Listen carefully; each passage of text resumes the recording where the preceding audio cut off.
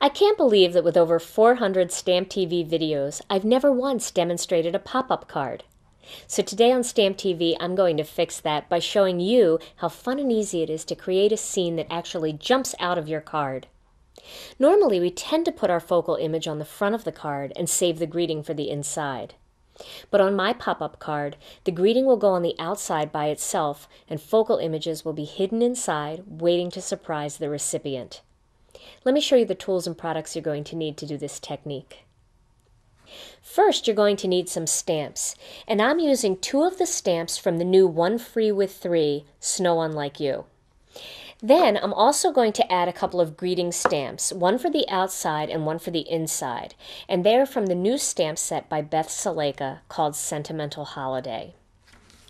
Now, it helps if you either have punches or dies or electronic cut files to match your stamps, but if you don't, you can certainly cut the images out by hand using a pair of scissors. I happen to have a cut file for my silhouette for 2 of the images that I'm going to use, and I've already cut these out using the silhouette. So these are going to be pieces that will pop out of my card. Then you're going to need a piece of cardstock, and I have a piece of white cardstock that's folded in half. This is our layering weight cardstock, because this is actually going to get mounted inside the card on another piece of cardstock or 2. Then you're going to need some scissors. You're also going to need some ink, and I'm using the Memento Tuxedo Black ink. And then I'm going to do a little bit of sponging using the Memento Gray Flannel ink and a sponge dauber. You're also going to need a ruler. And I really recommend the Tim Holtz ruler. I like it because it's clear. Now, if you have another clear ruler, that's fine. You can use that too. But a clear ruler really helps when you're marking lines on your piece of cardstock, that you're able to see where your last line was to line things up. And then I just have a pen. You can use a pen or a pencil, and a little bit of adhesive. Then I do have other parts of the card that I've pre-assembled, and I'll show you those in just a little bit. So to begin, you want to take your piece of cardstock and fold it in half, and then you're going to work along the folded edge of the card. So my first line I'm going to draw is going to be at the 1.5 inch mark. This is 1.5 inches from the bottom of the card up. And this ruler happens to be 1.5 inches wide. So that's perfect. I'm going to just line it right up against the edge and draw a line. Then my next line is going to be at 1 inch, and that is the 1 inch mark on the Tim Holtz ruler. So if you don't have a Tim Holtz ruler, you'll have to measure 1 inch and mark it at the top, 1 inch mark it at the bottom, and then line it up against your 2 notches to create your 1 inch line. So I'm going to do that now. Got my 1 inch line here. And then I'm going to come down to the 3/4 of an inch line and do a 3/4 of an inch line going across. Now you're not going to be able to see these lines on the finished card, but this is going to help me judge how deep to cut into this piece of cardstock, and you'll see that in just a minute. Now I'm going to notch off a couple things here. I'm going to lay the ruler down across this piece of cardstock, and I'm going to make a notch at 1/2 inch. I'm going to make a notch at 1.25 inches, one at 2.5 inches, one at 3.5 inches, and let's see, maybe I'll do one here at 4.5 inches. There we go. And you can just kind of eyeball that too. You don't always have to mark it off with your ruler. Depending on the sizes of your images, you may want to have your cuts a little bit closer or further apart. Okay, so now I'm going to do a few cuts. Now my first cut, I'm only going to go up to the second line here. And I'm going to use that little notch that I made as my guide, that little line that I drew. And I'm going to cut maybe about 1/4 inch, 2 lines 1/4 inch apart. Then I'm going to cut right up to my next line that I drew, but I'm only going to go to the first line here. So you see that? This one goes all the way up. Let me bend that so you can see it. That goes all the way up to that line. this one is only going to this first line down here. So I have to cut another one right next to it because this is the one that's going to actually be bending. It's every other one that I'm doing here is going to bend. Okay, so those two. Now I'm going to come down here, and this next one is going to go to the second line again. There, and I'll do another one right next to it. And then this one's going to go all the way to the third line that I back there. And I'll do another one right next to it.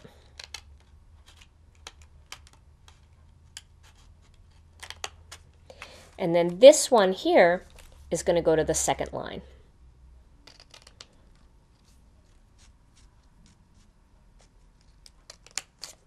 And another one next to it. Okay. So now you see all of that pretty much looks like fringe at this point. Well, what I'm going to do is now I'm going to open that up and I'm going to press in going the opposite direction and putting little bends into those little cuts that I made. You see what I'm doing here? This one, I'm going to fold it down and fold it on that line. The next one, I'm going to do the same thing. Fold it down and fold it up. This one, same way.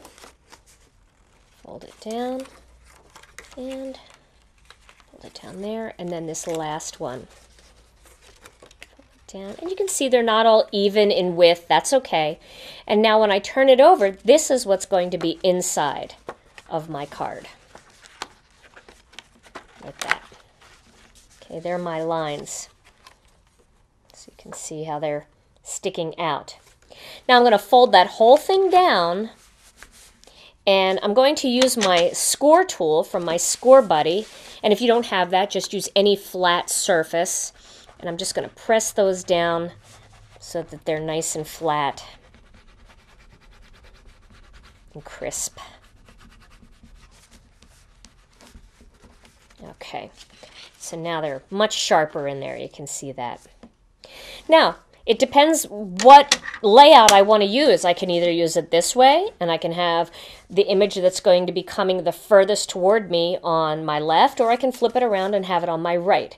For this particular card, I'm going to do it this way, where the biggest one is to my right, because I'm actually going to attach the little snowman to that right there.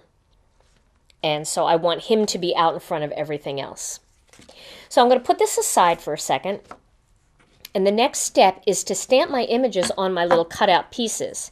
Now again, if you don't have an electronic cutter, you don't have any stamps that have matching dies or any punches, that's okay. Just stamp your image on a nice thinner cardstock like the Gina K Designs 80-pound layering weight cardstock, and you'll be able to hand cut them very easily.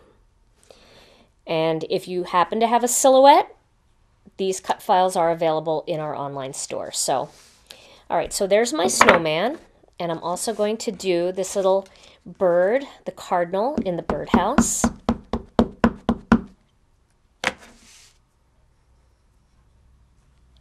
Excuse my head. There we go. And so now I have my little birdhouse and my snowman. Now, through the magic of television, I already colored these little guys, so let me show you what that looks like. There's my little snowman all colored, and here is my little birdhouse all colored. And I did those with Bic Markers and a little bit of Copic Colorless Blender to add some texture into the birdhouse and a little bit of texture onto the scarf, hat, and mittens. So now that I have these pieces, the next step is to take a piece of cardstock, and I want to trim it down so that it's a little bit smaller than my folded cardstock where I'm going to stick all my pieces. And I want to tear it. So I'm going to just do a little bit of tearing here. And I don't want it to be too even, but I don't want it to be too crazy. And that's the way you tear the cardstock.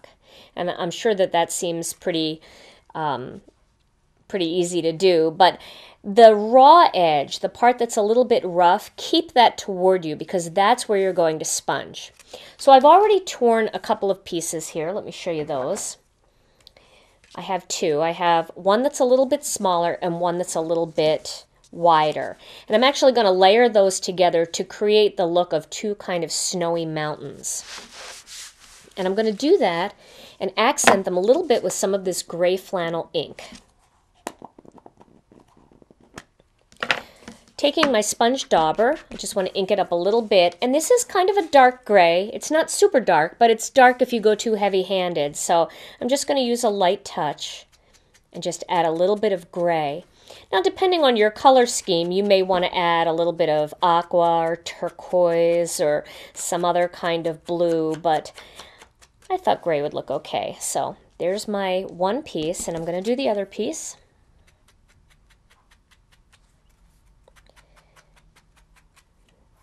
Just giving it a little bit of color along that rough edge. And now when I lay these two pieces together and tape them together, you'll be able to see that there's more than one layer there. And then up against that white backdrop, that little bit of gray edge will stand out a little bit better than if it was just all white. So I'll tape those together. And another fun thing you can do if you're doing a snowy kind of scene like I am, you can also add a little bit of glitter on the edges of the rough parts of these pieces, and that looks really pretty too because the snow kind of glistens. So there we go. There's my two pieces, my two little snowbanks together. Okay, so now I'm going to grab that card that I was working on. And I want to slip the first piece. Well, actually, I'm going to do the first one here. I'm going to flatten it out, and I'm just going to tape right on this little bottom edge. You can see where the score line is. I don't want to go above the score line, so I want to add a little bit of tape to that.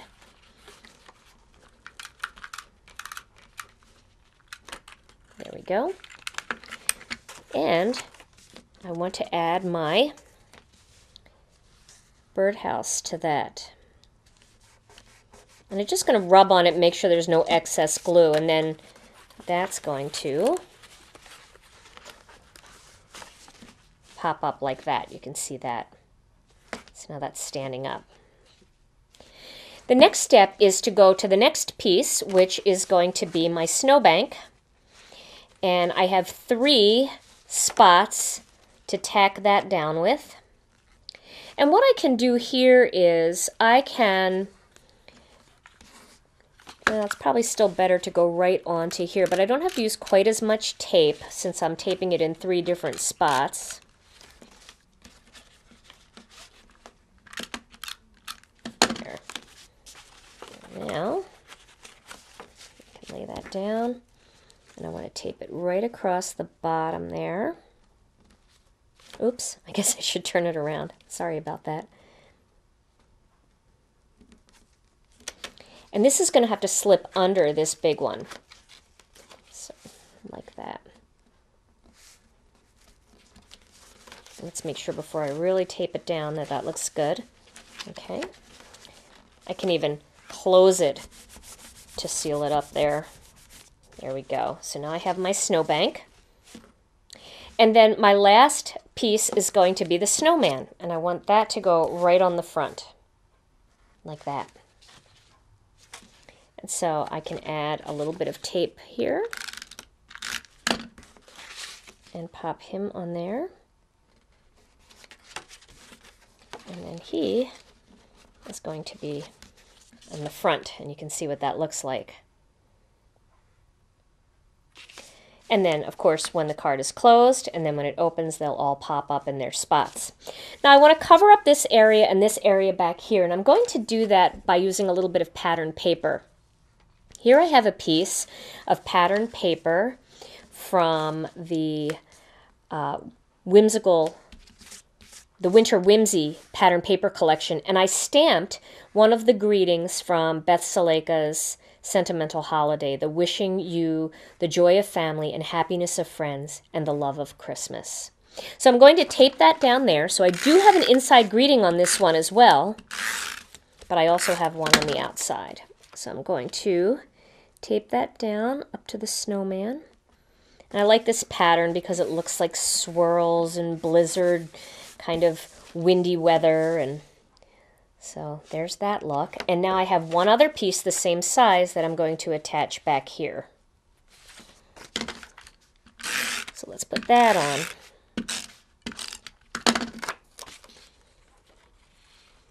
And line that up. There we go. Straighten that out just a hair before I press down on it. There we go. Okay. So there is what my card looks like spread out, and there is what it looks like when it's popped up. You can see all that dimension. Now this whole piece has to go inside of my actual card. So let me show you what I've done.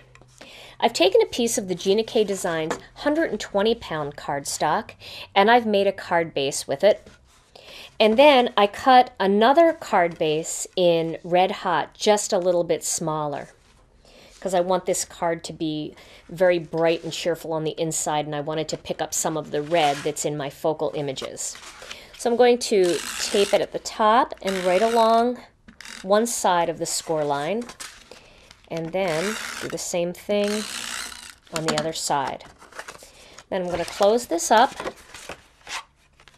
and line it up inside right up against that score line.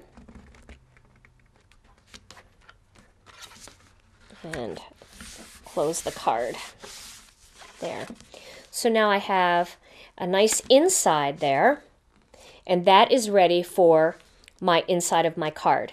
But first, well, no, you know what, let's put this in now. I'm going to do the same thing with this. I'm going to mount it right in there by putting a little bit of tape here, and then I'm going to tape down onto these little pieces, and then I'm going to do the same thing on the other side. And with this mono adhesive, it's not permanent until you really press down on it, so it'll give you a second to work with it while you're getting your tape on there. Okay, and now this whole card is going to be mounted inside here. Make sure I have even space and fold. Just straighten that out a little bit. There we go. Okay. Make sure the top is straight. There we go. And then fold it down and press everything nice and flat. Now, for this particular card, I made a card front. I pre-designed it. Again, I used a piece of the Winter Whimsy pattern paper, and I did the ribbon and button technique from last week's video. This is one of our new Ocean Mist buttons that's coming out soon. That's a little sneak peek. And then I used Beth Silaika's greeting here, Happy Holidays, that came from the Sentimental Holiday stamp set. And I cut those pieces out using some Spellbinders classic oval dies and added a little bit of red ribbon and some of the red Bakers Twine. So this whole piece is going on to the front of my card. And I will stick that right onto the front, like this. There we go. Now this card may be a little bit thick to mail. You may want to mail it in a padded envelope. It's a nice card to add a gift card. You can actually add another little cutout and stick your gift card on there too, so that when the card opens up, the gift card pops up with it. But let me show you how this will look now when your recipient gets the card. They'll look at it and they'll read the front, and then they'll open it up and surprise! A whole scene pops out at them. Isn't that cute?